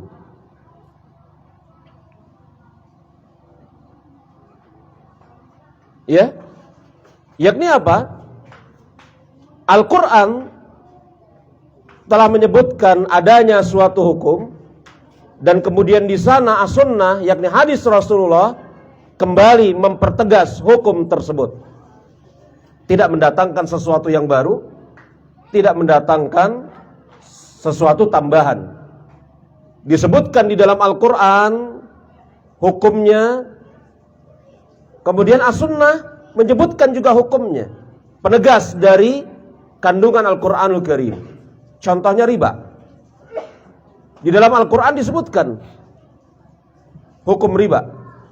As-sunnah juga menjelaskan tentang hukum riba, mempertegas, tidak mendatangkan sesuatu yang baru. Dan hal seperti ini banyak. Jadi fungsi as-sunnah yang pertama adalah apa? Menguatkan, mempertegas hukum yang ada di dalam Al-Quranul Karim. Ini yang pertama. Yang kedua, sebagai penjelas. Sebagai penjelas. Yakni apa? Al-Quranul Karim berbicara tentang suatu hukum dan tidak menjelaskannya seperti apa mengerjakan perbuatan tersebut. Tetapi di sana sunnah memerincinya. Contoh, Allah Subhanahu wa taala berfirman, banyak sekali ayat, tegakkanlah sholat. Tetapi kita tidak jumpai bagaimana seorang muslim menegakkan sholat di dalam Al-Quran. Maka penjelasan tentang sholat, bagaimananya harus dikerjakannya, itu di dalam as-sunnah. Dimulai dengan takbir, ada bacaan istiftah, setelahnya kemudian Al-Fatihah. Kalau kita cari di dalam Al-Quran, tidak ada bacaan istiftah. Kalau kita cari di dalam Al-Quran, tidak disebutkan bahwasanya sholat itu dimulai dengan takbir. Tidak disebutkan bahwasanya diakhiri dengan salam. Tidak. Makanya di dalam Al-Quran disebutkan perintah untuk menegakkan sholat, tetapi as-sunnah memerincinya. Makanya Rasulullah mengatakan, "Shallu kama ra'aitumuni usolli." Salatlah kalian sebagaimana kalian melihat aku salat. Ini fungsi yang keberapa? 2. Yakni apa tadi kedua? Ya? Sebagai penjelas. Yang ketiga, penghapus, yakni menasakh kandungan hukum dari Al-Quran. Penasakh kandungan hukum dari Al-Quran. Saya berikan satu contoh. Di dalam surat Al-Baqarah ayat ke-180, Allah Subhanahu wa ta'ala mensyariatkan wasiat bagi orang tua. Jadi bagi seorang anak, dia berwasiat, ya, agar sebagian hartanya apabila dia mati diberikan kepada siapa? Kepada orang tuanya. Nanti menjadi PR buat antum untuk lihat Al-Baqarah 180. Di dalam Al-Qur'anul Karim di Al-Baqarah 180, Allah Subhanahu wa ta'ala mensyariatkan bahwasanya kepada seorang anak dia wajib berwasiat sebagian hartanya untuk kedua orang tuanya. Kemudian wasiat tersebut yang ada di Al-Baqarah 180 dihapus oleh Rasulullah. Yakni orang tua tidak mendapatkan bagian wasiat dari harta anaknya, tetapi bagian apa? Bagian apa? Waris. Beda atau tidak antara wasiat dengan waris? Beda. Kalau waris bilangannya jelas. Kalau wasiat tidak jelas bilangannya. Tergantung kepada keredoan, keikhlasan pemberi wasiat. Tetapi kalau waris bagi orang tua jelas. Jadi Al-Qur'anul Karim Al-Baqarah 180 yang mensyariatkan wasiat dihapus oleh Rasulullah hukumnya dan menetapkan bahwasanya apa? Orang tua ketika anaknya mati bukan mendapatkan wasiat harta, tetapi waris.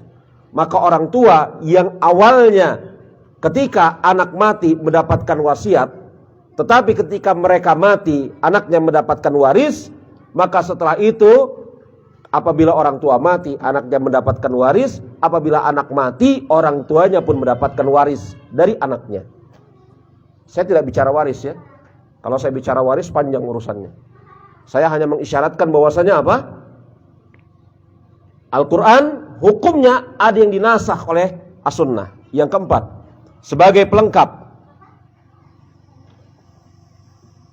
yakni di dalam Al-Quran tidak disebutkan hukumnya. Tidak disebutkan hukumnya. Akan tetapi kemudian as-sunnah menyebutkan hukumnya. As-sunnah menyebutkan hukumnya. Contoh seperti mentato badan. Tidak disebutkan hukum tato badan di dalam Al-Quranul Karim. Tetapi dalam hadis riwayat Imam Muslim disebutkan hukum mentato badan dari sahabat Abdullah bin Mas'ud radhiyallahu anhu. Ya? Mentato badan mengkikir gigi.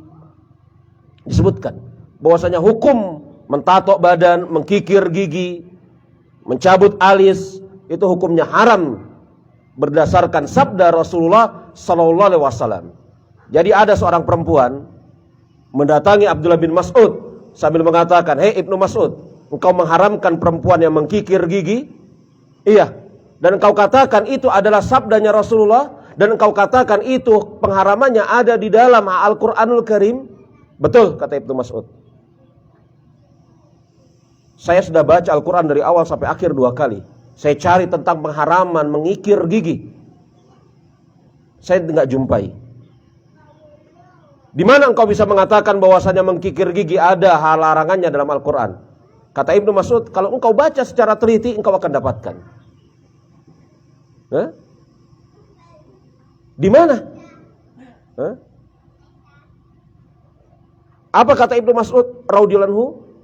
Bukankah kemudian Allah Subhanahu wa taala memerintahkan kita taat kepada Rasulnya dan melarang kita bermaksiat kepadanya? Iya, kata perempuan tersebut. Nah itu, larangan mengikir gigi ada di dalam ayat tersebut. Dan Rasul mengatakan, siapa yang mentato, mengikir gigi, mencabut alis mata, iya, maka ini adalah perbuatan-perbuatan yang terlarang. Hukum mentato tidak ada dalam Al-Quran, tetapi disebutkan oleh Rasulullah.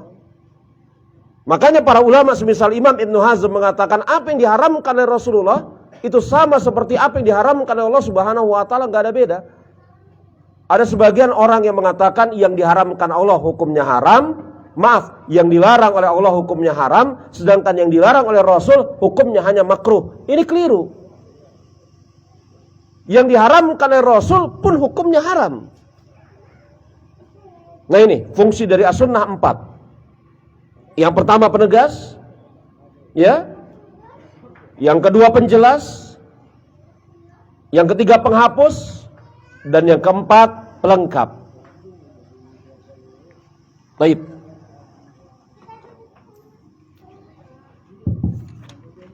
Walaysa fi sunnati qiyasun wala tudrabu lahal amsal wala tudrabu bil uqul wala ahwa innama huwa ittiba'u wa tarkul hawa.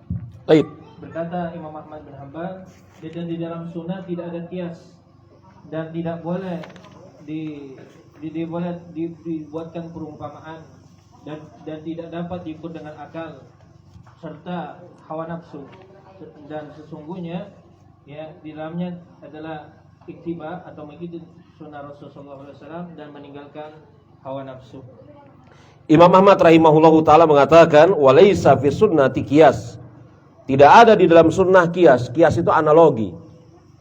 Analogi yang dipergunakan untuk menentang ajaran agama Islam itu sendiri. Ya, yakni yang dimaksud qiyas di sini adalah qiyas yang rusak. Analogi yang rusak. Karena qiyas, kata para ulama, qiyas itu maknanya secara sederhana adalah analogi. Ya. Iya, qiyas itu maknanya kata para ulama, qiyas itu maknanya secara sederhana adalah menganalogikan, membuat permisalan. Ya, qiyas itu ada 2. Qiyas yang benar dan qiyas yang rusak, qiyas fasid. Kita sebutkan ini, qiyas yang benar. Allah Subhanahu wa taala mengatakan, "Wala taqul lahum ma'uffin." Janganlah kalian anak-anak mengatakan kepada kedua orang tua kalian ucapan uff. Uff itu adalah kalimat yang diucapkan oleh seseorang yang nadanya tidak suka apabila kemudian diajak bicara, diperintah, diajak sesuatu. Kalau dalam bahasa kita mungkin yang paling dekat gitu ya. Apa kata Allah Subhanahu wa taala, wala taqul lahum ma'uffin. Janganlah kalian mengatakan kepada kedua orang tua kalian uff. Ini kalimat yang paling ringkas yang menunjukkan ketidaksukaan. Nah, berdasarkan ayat tersebut, wala taqul lahum ma'uffin, dan janganlah kalian mengatakan kepada mereka berdua kata uff. Bukan berarti yang dilarang adalah mengucapkan uff. tetapi kemudian memukul orang tua tidak dilarang. Kalau kemudian ada seorang anak yang dengan sebab tertentu dia memukul orang tua, ketika dikatakan, kenapa kamu memukul orang tua kamu? Ini perbuatan durhaka. Dan dia katakan, bukankah di dalam surat Luqman yang dilarang hanya mengucapkan uf? Saya nggak mengucapkan uf kepada orang tua saya, tapi saya apa? Memukul orang tua saya. Memukul orang tua tidak dilarang oleh Allah Subhanahu wa taala dalam surat tersebut. Kira-kira gimana jawabnya? Benar apa enggak? Tidak benar, karena apa? Karena kalau uf saja sebagai bentuk ketidaksukaan, gangguan yang paling kecil, terlarang diucapkan kepada kedua orang tua, lalu bagaimana lagi memukul orang tua yang efeknya lebih besar? Ini namanya kias, analogi, tapi kias ini kias yang benar. Yang dilarang dalam syariat Islam adalah kias yang rusak, kias yang fasid. Kias yang rusak. Di antara bentuk kias yang rusak adalah apa? Menyamakan seluruh agama, itu kias rusak. Agama Islam ini sama dengan agama-agama yang lain. Ini kias yang rusak. Menganalogikan agama Islam seperti agama-agama yang lain. Atau menganalogikan orang yang hidup dengan orang yang mati. Kalau orang yang hidup itu bisa mendengar, maka orang yang mati pun bisa mendengar. Yang satu hidup, yang satu mati. Yang hidup bisa dipanggil, yang mati ngapain dipanggil, sudah mati. Ini kias yang rusak. Maka yang ditolak dalam syariat kita adalah kias yang rusak.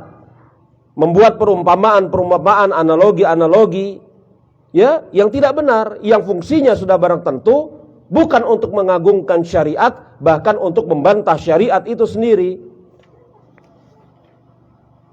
Ada satu hal yang menjadi pembeda yang amat sangat antara kias yang hak dengan kias yang batil. Kalau kias yang hak, itu biasanya untuk mendukung syariat dan mengagungkan syariat itu sendiri. Kalau kias yang batil, kias yang rusak, maka pada umumnya dia hendak menjatuhkan atau menentang syariat. Tadi saya katakan gak sama antara orang hidup dengan orang mati. Betul ya? Tidak sama antara agama Islam dengan agama yang lain. Yang mencoba menyamakan ini terjatuh kepada kerusakan. Dan yang pertama kali memberikan ide untuk menyamakan sesuatu yang berbeda itu iblis. Loh iya. Yang memberi ide untuk menyamakan sesuatu yang berbeda, yang memberi ide pertama kali untuk menyamakan sesuatu yang berbeda itu iblis. Sudah barang tentu yang satu adalah manusia yang berasal dari tanah. Kemudian yang satu adalah jin, iblis yang berasal dari api. Kemudian iblis membuat perumpamaan. Bahkan kemudian mengatakan bahwasanya dia lebih baik daripada manusia. Apa kata iblis? Ana khairum minhu khalaqtani min nar wa khalaqtahu min tin. Aku lebih baik daripada dia. Aku terbuat dari api, sedangkan dia terbuat dari tanah. Iblis bukan hanya saja kemudian menyamakan dirinya dengan Adam, tetapi bahkan mengatakan dirinya lebih baik daripada Adam. Kan iblis bertanya, ya Rabb, mengapa engkau suruh aku sujud kepada Adam? Aku ini sama baiknya dengan Adam, bahkan aku lebih baik. Karena aku terbuat dari api, dia dari tanah. Ketidakmauan iblis sujud kepada Adam, itu munculnya apa? Karena merasa sama. Bahkan dia merasa lebih baik daripada Adam. Padahal sudah barang tentu api dengan tanah berbeda. Maka kata para ulama semisal Imam Ibnu Qayyim Al-Jauziyah rahimahullahu ta'ala, yang pertama kali menyamakan sesuatu yang berbeda adalah iblis. Tayyib.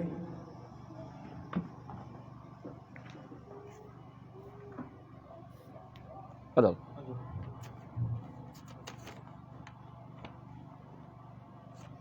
Wa minas sunnah sunnati allazimati allati man taraka minha khaslatan lam yaqbalha wa yu'min biha lam yakun min ahliha. Dan termasuk dari sunnah yang tidak boleh ditinggalkan, dan bila ditinggalkan satu perkara saja darinya maka dia tidak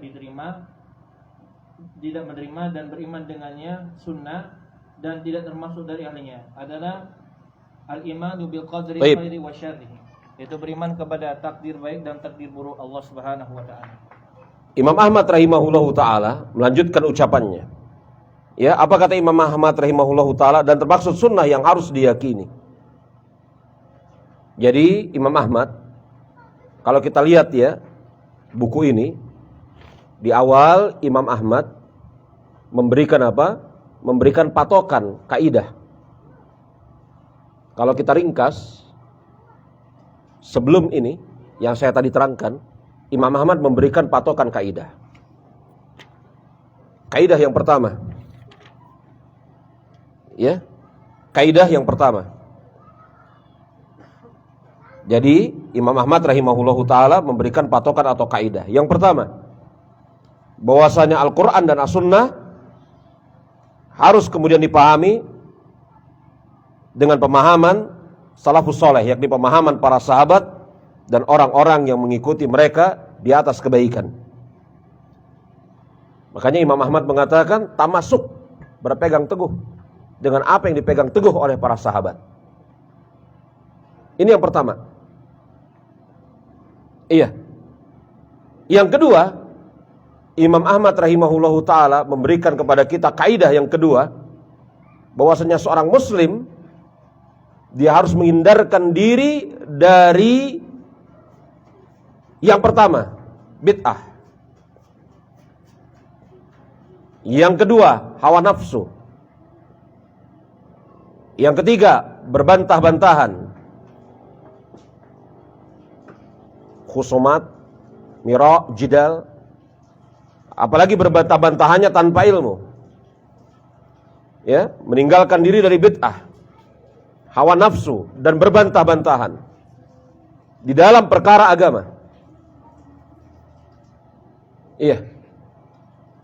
Kemudian kaidah ketiga, Imam Ahmad menetapkan bahwasanya di dalam bab akidah tidak berlaku apa yang namanya kias. Karena kias itu berlaku di dalam bab yang lain. Jangan mendatangkan permisalan, apalagi kias-kias yang fasid, kias-kias yang rusak. Hendaklah kalian iltizam, yakni berpegang teguh dengan keyakinan yang bersumber dari Al-Quran dan As-Sunnah tersebut. Ini kaidah ketiga. Jadi dari awal Imam Ahmad menetapkan tiga hal. Ya, yang pertama yakni apa? Kewajiban berpegang teguh dengan pemahaman para sahabat dan orang-orang yang mengikuti mereka di atas kebaikan. Yang kedua, larangan untuk berbuat bid'ah, mengikuti hawa nafsu, berdebat, berbantah-bantahan tanpa ilmu. Dan kemudian yang ketiga, Imam Ahmad rahimahullahu taala, ya, beliau menetapkan, melarang memberikan contoh permasalahan kias-kias yang rusak di dalam bab akidah. Tiga hal ini Imam Ahmad tetapkan di dalam muqaddimah. Jadi kalau Anda perhatikan jemaah, usul sunnah ini ada muqaddimahnya. Bagian pertama yang dibacakan tadi riwayat kitab ini. Ya, riwayat kitab ini. Kemudian bagian yang kedua muqaddimah kitab ini. Yang muqaddimah tersebut berasal dari Imam Ahmad. Dan kemudian Imam Ahmad beliau mengatakan, dan di antara sunnah yang wajib seseorang kemudian yakni apa? Berpegang teguh dengannya, tidak menyelisihinya. Yang apabila dia menyelisihinya, dikhawatirkan dia bisa keluar dari Islam. Kemudian Imam Ahmad merinci. Nah, perkataan apa? Seorang muslim berpegang teguh dengan sunnah tersebut, akidah tersebut, jangan menyelisihinya. Dan apabila dia menyelisihinya, dia dikhawatirkan keluar dari Islam. Ini menunjukkan perkara yang sangat penting, apa yang akan disebutkan, diucapkan oleh Imam Ahmad ini. Baik.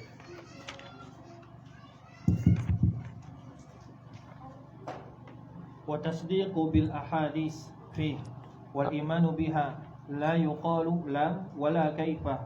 Al-iman bil qadar belum? Udah? Al-iman bil qadar. Sudah baca nih. Al-iman Oh, belum ya? bil qadar khairu wasyarr. Belum tersyarah. Tasdik bil ahadits. Baik. Ya. Ada. Benar. Kemudian Imam Ahmad mengatakan yang pertama al-imanu bil qadari. Al-iman bil qadari khairihi wa syarrihi.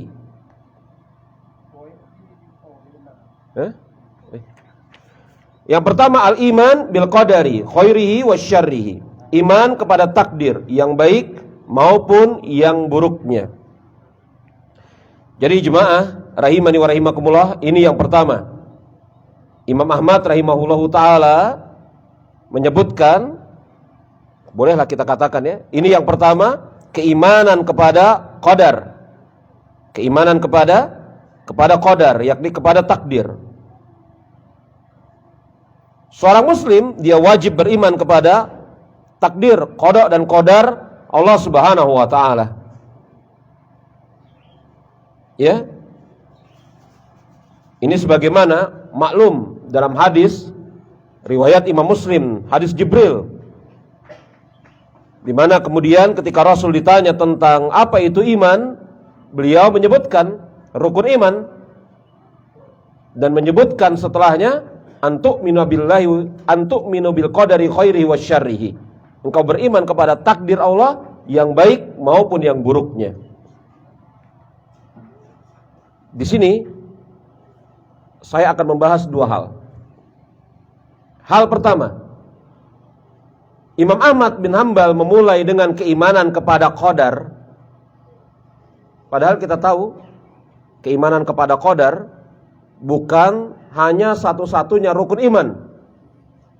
Tetapi di sana ada rukun iman kepada malaikat, ada rukun iman kepada yakni apa? Nabi dan Rasul, ada rukun iman kepada kitab-kitabnya. Kenapa Imam Ahmad memulai pembahasan beriman kepada takdir? Karena jemaah rahimani wa rahimakumullah, para ulama ketika mereka menyusun buku, menyampaikan taklim ceramah, maka ada di antara mereka yang sebelumnya memperhatikan keadaan masyarakat sekitar.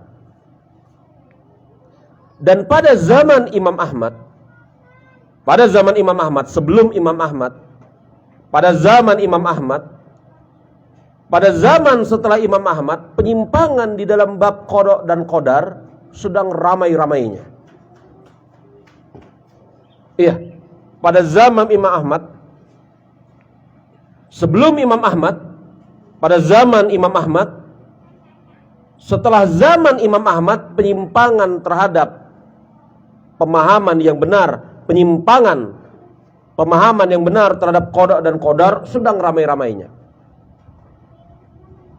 Maka pada sekitar waktu-waktu tersebut muncul yang namanya qadariyah, jabariyah,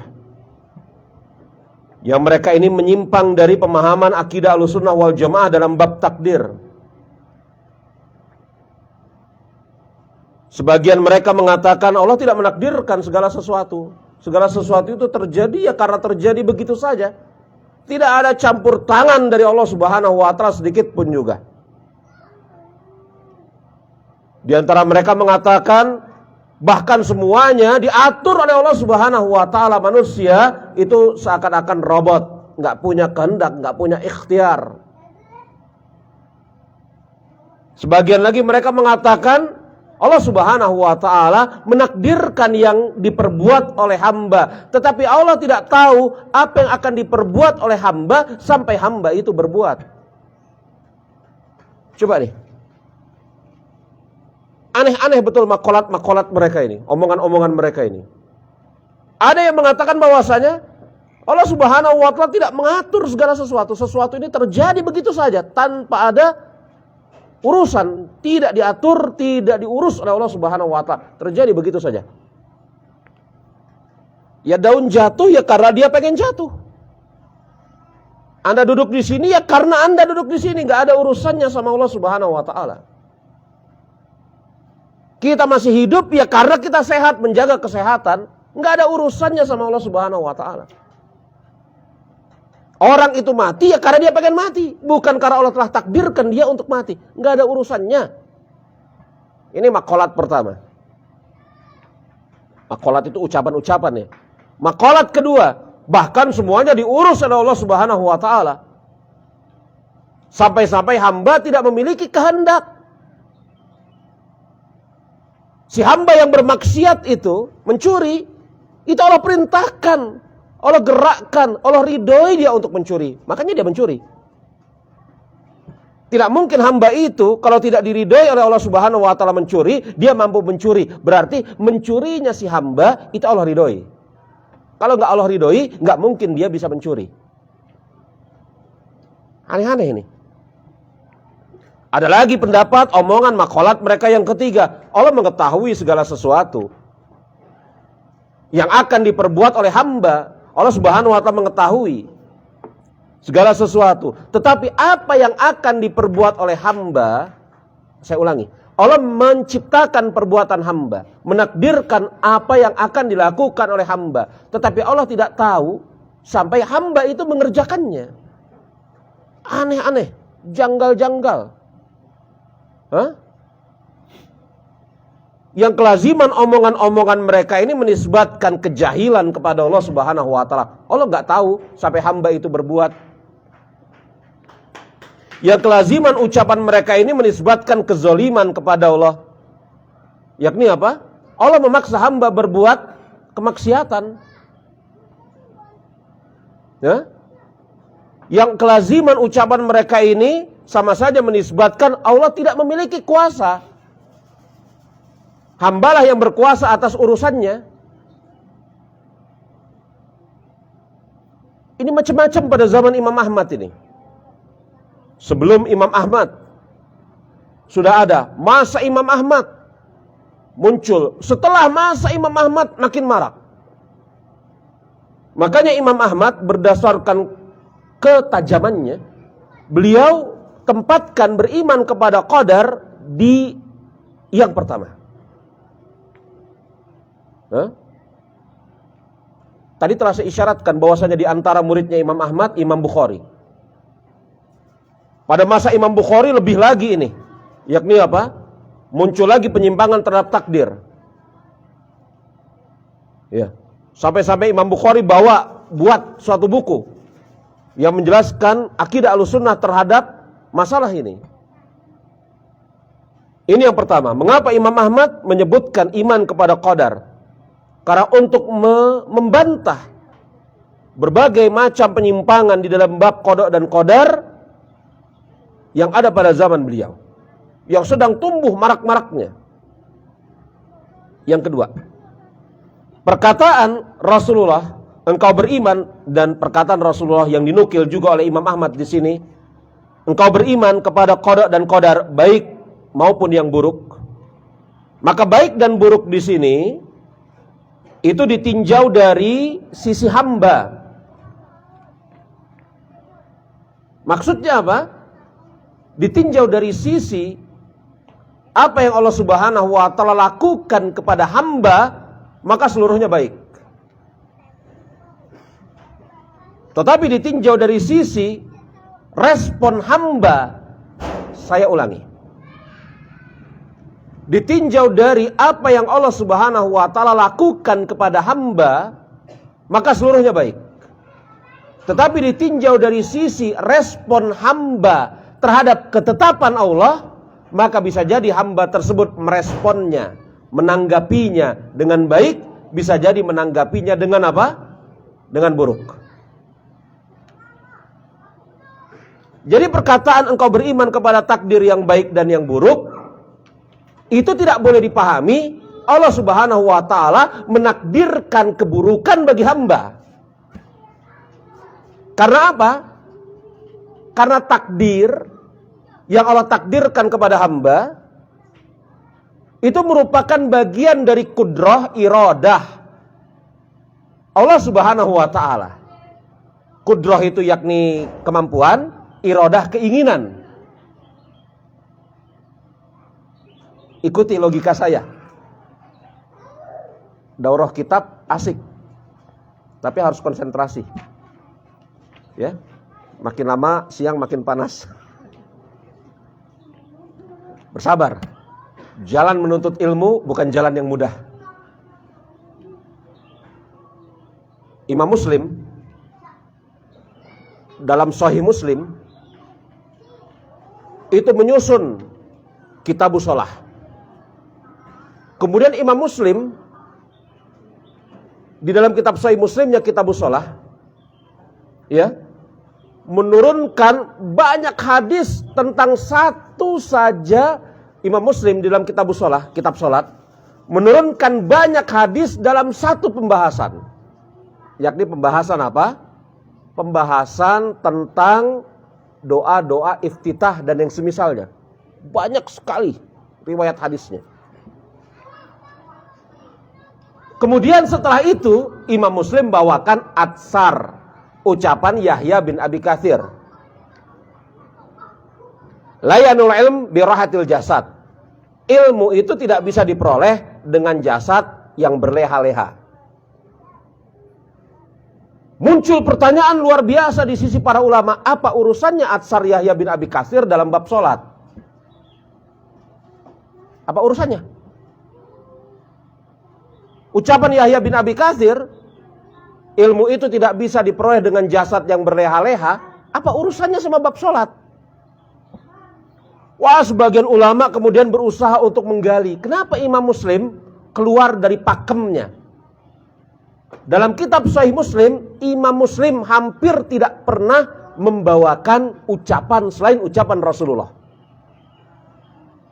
Maka keunggulan Sahih Muslim diantaranya dari Sahih Bukhari itu. Kalau Sahih Bukhari masih ada ucapan-ucapan orang lain selain ucapan Rasulullah. Tapi Sahih Muslim tidak ada. Semuanya ucapan Rasulullah. Ya? Para ulama bingung, kenapa Imam Muslim sampai kayak gini? Maka ada hal yang sangat indah sekali yang diungkapkan oleh Al-Khatib Al-Baghdadi. Kata Al-Khatib Al-Baghdadi, Imam Muslim kecapean, kelelahan. Kenapa? Berkeliling ke seluruh negeri mencari hadis riwayat tentang sholat. Untuk menghibur dirinya, setelah selesai dia mengumpulkan hadis-hadis tentang riwayat sholat, dia bawakan ucapan Yahya bin Abi Katsir. Seakan-akan dia hendak mengatakan kepada dirinya, wahai Muslim, engkau tidak akan memperoleh ilmu dengan hanya tidur-tiduran saja. Layanul ilmu birahatil jasad. Luar biasa. Sahih Muslim. Ya. Kembali. Qudrah, iradah, itu merupakan bagian dari apa? Sifat Allah Subhanahu wa taala. Kita tahu Allah Subhanahu wa taala memiliki nama Al-Qadir. Iya. Maha kuasa, maha menginginkan. Qudrah dan iradah Allah Subhanahu wa taala itu merupakan bagian dari sifatnya, perbuatan Allah Subhanahu wa taala. Maka sangat dimustahilkan dan juga harus kita pahami bahwasanya tidak mungkin Allah Subhanahu wa taala menghendaki keburukan bagi hambanya dan menciptakan keburukan bagi hambanya. Enggak mungkin. Kalau Allah Subhanahu wa taala menghendaki keburukan bagi hambanya, lalu bukankah sesuatu yang menghendaki keburukan tidak layak dikatakan sebagai adil? Azan. Baik, kita jeda. Azan betul? Allahu Akbar. Baik, kita jeda ya. Betul ya? Baik. Insyaallah taala nanti jam berapa kita lanjutkan? Baik ya, kita istirahat terlebih dahulu. Insyaallah taala nanti ba'da salat zuhur kita kembali lanjutkan. Subhanakallahumma wa bihamdika asyhadu an la ilaha illa anta astaghfiruka wa atubu ilaik. Khardwana. Alhamdulillahirabbil alamin. Assalamualaikum warahmatullahi wabarakatuh. Oke, barakallahu fikum jami'an. Insyaallah kita rehat isomat dulu dan setelah ini